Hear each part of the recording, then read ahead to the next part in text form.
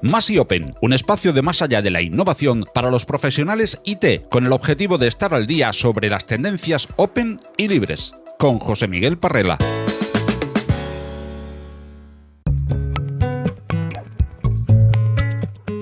Una oficina de software libre, u Oficina de Programas Open Source, OSPO, por sus siglas en inglés, es el centro de competencias para las operaciones con código abierto de una organización.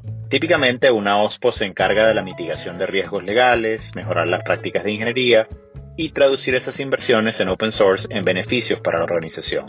Aunque las OSPOs no son un concepto nuevo, ha tomado muchos años coincidir en una definición, en este caso curada por el To Do Group, que es un grupo de compañías que colaboran recopilando mejores prácticas para OSPOs.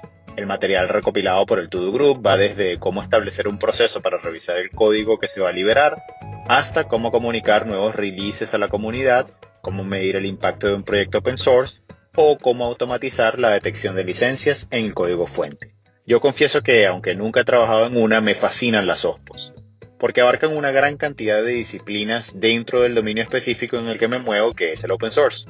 Cuando hay alguna conferencia de software libre suelo buscar las charlas de las OSPOs, donde siempre aprendo algún truco nuevo. Pero es cierto que el corpus de conocimiento puede llegar a ser verdaderamente abrumador. Y además, como cualquier organización puede establecer una oficina de este tipo, cada vez hay más experiencias específicas de cada tipo de industria, sean bancos, empresas de tecnología, administraciones públicas o universidades, esto último particularmente en España, donde el concepto es mucho más popular que en América Latina. Así que en esta píldora quería concentrarme en algunos problemas fundacionales, en algunas de las razones por las que las organizaciones suelen establecer estas oficinas. Al fin de cuentas, en las organizaciones ya hay un departamento legal que se encarga de mitigar riesgos, un departamento de finanzas que se encarga de asegurar que las inversiones traigan beneficios y unas prácticas de mejora continua en ingeniería. Y aunque es importante trabajar con todos esos departamentos, cada vez más organizaciones entienden que a largo plazo la gobernanza efectiva de las inversiones open source requiere una adaptación cultural de la organización. Aunque las OSPOs no son la única forma de lograr esto, pues depende de cada industria, de los productos y los actores de la cadena de valor de cada organización, si se invierten las OSPOs de forma adecuada y por suficiente tiempo, suelen ser catalizadores efectivos de estos cambios culturales. Y entonces, ¿qué es tan diferente sobre la gobernanza del open source? ¿Y qué hemos aprendido en todas estas décadas?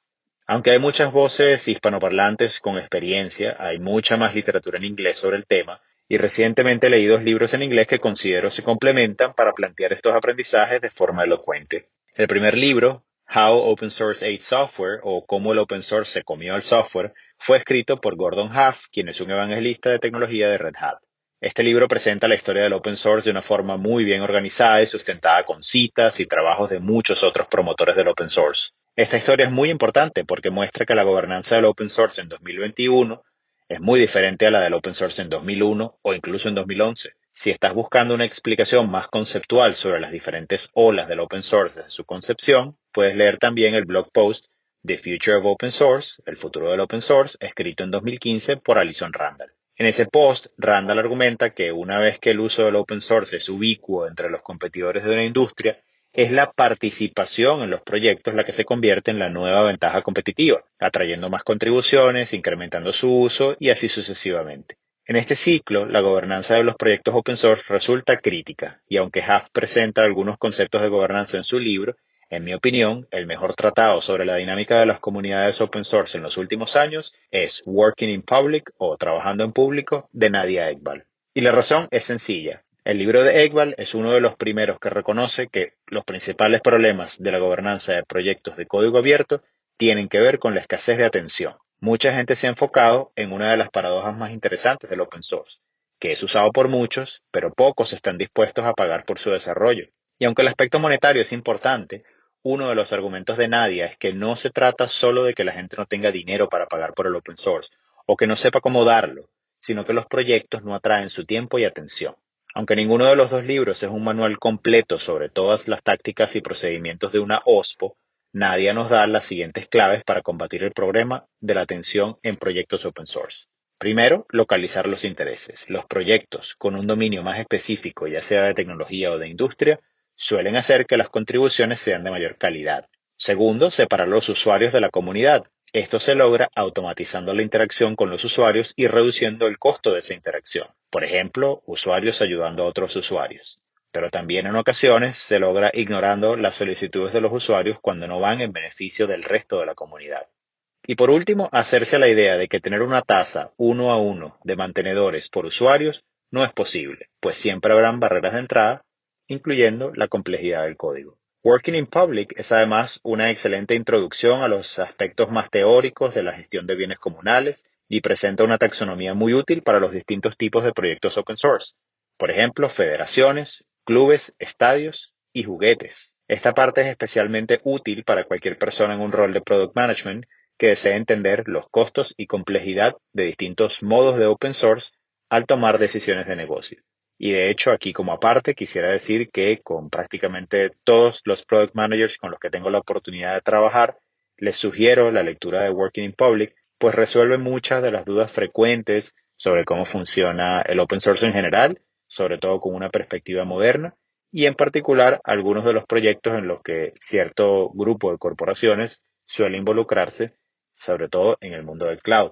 Por último, y en una nota más ligera, quisiera resaltar el aspecto humano de las comunidades open source, y en particular una pregunta que suelo escuchar: ¿cómo se alcanza el consenso en un proyecto de open source? En las notas de esta píldora les compartiremos algunas lecturas que podrían ser útiles, pero quisiera dejarles un par de estrategias más. La primera es dividir la discusión en grupos de trabajo pequeños. Mientras más grupos, más opciones que hacen más fácil que la gente llegue a un acuerdo. En esos grupos se puede ejercer una diplomacia muy especial, en la que la mayor parte del tiempo se hagan preguntas en vez de imponer posiciones. Además, los grupos que tienden a hacer el trabajo en vez de argumentarlo para siempre, suelen evitar los procesos más pesados como una votación. En segundo lugar, en el mundo open source es importante poder ejercer influencia sin tener autoridad. Y aunque se habla mucho de los méritos técnicos, entre comillas, de los participantes, hoy en día entendemos que la atención, y no solamente el código, es la moneda de curso en las comunidades open source y por lo tanto compartir tiempo, conocimientos y crédito con otros es una de las mejores maneras de ejercer esa influencia. Más allá de la innovación es un proyecto divulgativo en formato podcast patrocinado por OpenExpo. Suscríbete al podcast en Google Podcast, Apple Podcast, iVoox, Spreaker, Spotify, audios de YouTube o visítanos, óyenos y suscríbete al feed en nuestra web masalládelainnovación.com. Si te gustan los contenidos que te ofrecemos en Más allá de la innovación, comparte con todos nuestro podcast o apóyanos con tus likes y valoraciones, ayudándonos así a crecer y poder seguir trayendo cada semana más y mejores audios alrededor de la innovación tecnológica abierta.